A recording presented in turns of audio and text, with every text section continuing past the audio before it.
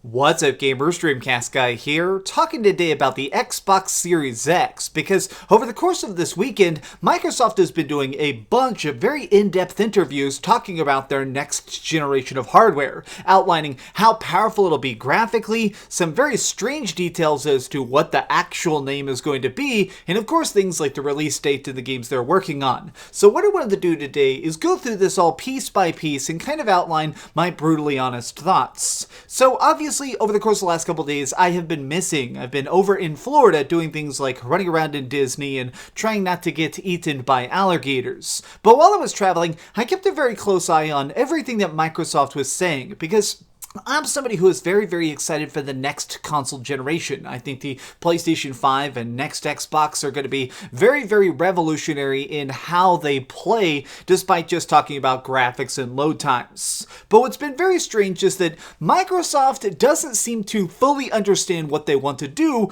with the next generation. Let's start off by talking about definitely the worst part of the Series X, which is the name itself. So late last night, they decided to come out and officially say that the name of the next Xbox is simply the word Xbox. Not Xbox Infinity, not Xbox 9. This thing is literally just going to be called the Xbox.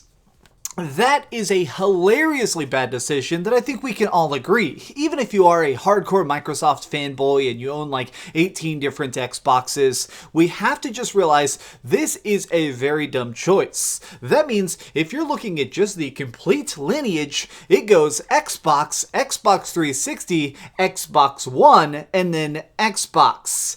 Could you imagine being like a soccer mom and walking into a Walmart and trying to explain to the employees that you need a new Xbox? They're literally not going to have any idea which edition of which system. This is going to be further exacerbated by the fact that Microsoft has said that there's going to be multiple editions of this next-gen Xbox, possibly a digital version with no disk drive and a streaming version and maybe just a super-powered version that is Project Scarlet. That means there is literally going to be multiple Xboxes that are just going to be called Xbox.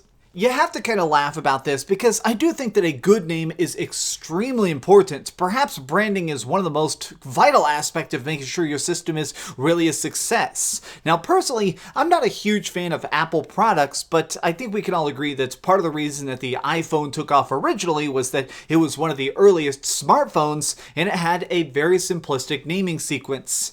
iPhone. Having a short and very understandable name is very, very key to managing to really sell your systems. Now, beyond this, let's talk about the thing that I think is the most hotly debated, which is the size of the console itself. So in the trailer that revealed the Xbox Series X, they did a very slow pan over a system prototype, showing what the system itself will end up looking like. And what's interesting is people over at Windows Central, huge fan of that website, they decided to just do some freeze frames, and they noticed that they show a slightly revised version of the Xbox One controller. It looks like this thing here is really going to be the finalized thing for basically the Xbox.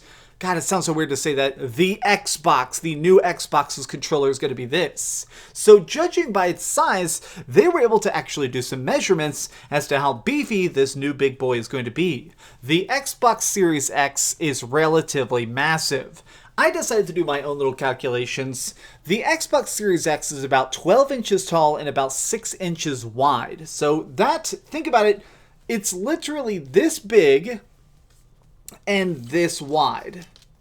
So you're starting to get a real idea of just how massive this thing is going to be. Not quite as big as I think as the original Xbox One was, that big old beefy VCR, but if we're just talking about like volumetric measurements, it's probably going to be about twice the mass of a Dreamcast. Think of having like two Dreamcasts on top of each other. That is the raw scale of the Xbox.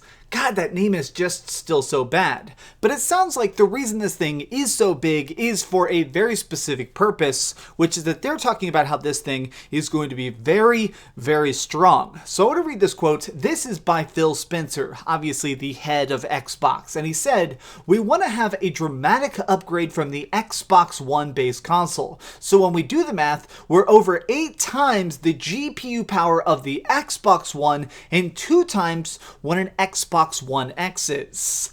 That is some very impressive numbers. I just have to say, if this ends up actually being true and they really manage to pull this off, it is crazy to think of them already being able to double the power of the Xbox One X. Now, obviously, not everybody owns an Xbox One X, but I wish you had a chance to really see the processing power of it. You should definitely try and look, like, after you're done watching this video, look at some raw 4K gameplay of the Xbox One X. It is rather staggering just to see how beautiful the environments can be, especially if you look at certain exclusives like Gears 5, you really get a chance to see that the Xbox One X is a huge step over the competition. So the fact that they're already talking about doubling the power that they just finished developing a few short years ago, this is a very, very big improvement. Now, when you actually couple this with the idea of like the fact that they're saying that this will have a solid state hard drive, I think that we're going to start to see games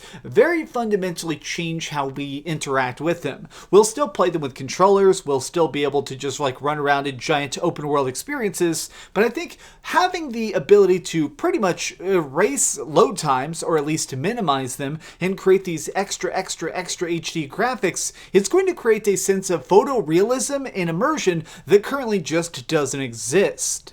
I've talked in the past about some of my favorite games of all time being the Dark Souls series, and of course Sekiro, and I've noticed that while I was playing things like Dark Souls 3, which I recently beat again on the Xbox One, I really kind of just stood there and realized that they have to hide a bunch of little tiny technical details in it. In order to try and make it where it doesn't run at a super slow frame rate, they're constantly trying to hide little tiny amounts of loading here and there. Obviously, right? It sounds like these little subtle tricks are now all about to be completely evaporated. In fact, they said Microsoft's official quote is that specifically what they're wanting to do is by the end of next generation, they're wanting to hit 8K resolution and 120 Hz refresh rate, which if you don't realize, this is just staggering tech. Now, they use the term, we want to hit this down the line. I don't know if they actually mean this as the end of the next generation or if they're saying in the future on PC, but even still,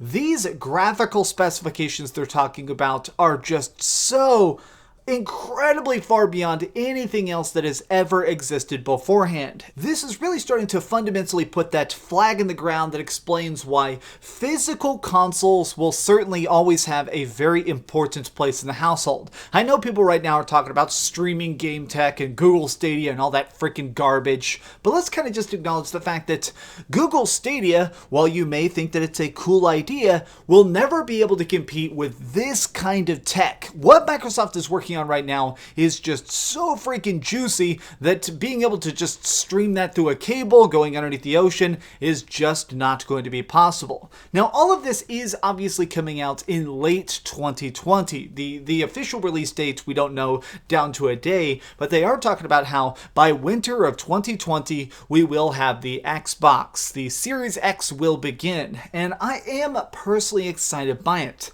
Hearing this stuff gets me kind of pumped, but the biggest thing that's got me really invested in this, this next console cycle is that Microsoft is already saying that they're having all of their game studios in conjunction working on the next set of things. They want to make sure that there's like 50 games ready in the first couple of years. The biggest issue that Microsoft has just completely tripped over is the fact that they don't have enough games. So the fact that they're going to be possibly throwing out tons and tons of new IP on this super tech is so freaking exciting. I'm very curious what this ends up really being. There's always the issue of whenever you're trying to innovate, innovation is a double-edged sword. Maybe this tech is going to be so advanced that people can't use it. This has happened in the past, where some sort of game studio, like something that ended up happening is early on in the PlayStation 3, the asymmetrical processors inside the PlayStation 3 were so dramatically stronger than anything else in the market that game developers took years to even be able to use it decently. So now going into this console cycle, I'm curious how much is really used and how much of this just ends up looking like slightly shinier Xbox One games. But these have just been my real off-the-cuff thoughts. I will say I am skeptical, but very, very hyped. I'm curious to see what this is, and I'm very, very much going to, of course, buy this on day one and play the heck out of it. But what do you think? Are you still laughing about how massive this system is, or do you think that it could just be the wave of the future?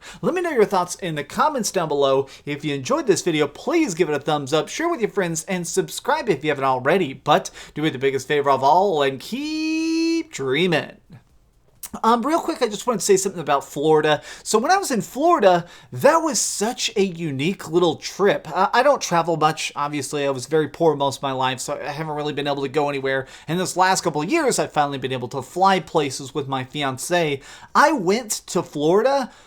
It's so weird. You guys live in a swamp. Like here in Texas, everything is very hot and dry. Like we kind of have these big dusty fields, and I've just kind of become accustomed to that. There are ponds and lakes and rivers everywhere in Florida. I went to Walmart and there was a pond next to the Walmart. Not only that, there were signs everywhere warning me about alligators, being like, hey, if there is anything in this water, don't go into it. That is so crazy. I don't know how you guys live with it. It was very entertaining. I had a blast. Everybody I met in Florida was so freaking nice, but you guys live in a very strange place. Be safe, avoid the alligators, and go to Disney. Thanks so much for watching that video. If you want to see something else, you can always click this link to see what I put up last, or, subscribe and see what's coming up next. Also, I promise that whatever I do, it'll try not to suck.